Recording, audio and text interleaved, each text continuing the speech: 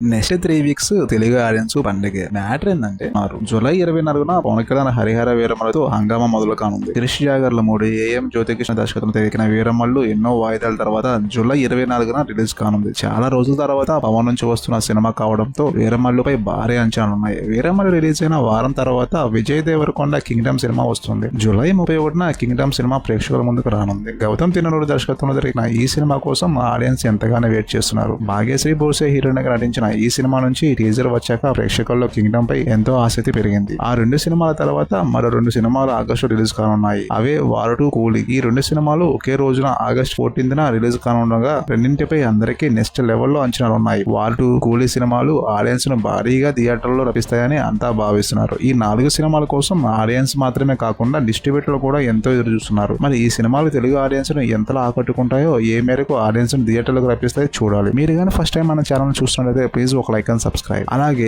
మీరు ఏ మూవీ కోసం అయితే వెయిట్ చేస్తున్నారో ఆ మూవీ నేమ్స్ ను కామెంట్ బాక్స్ లో కామెంట్ చేయండి.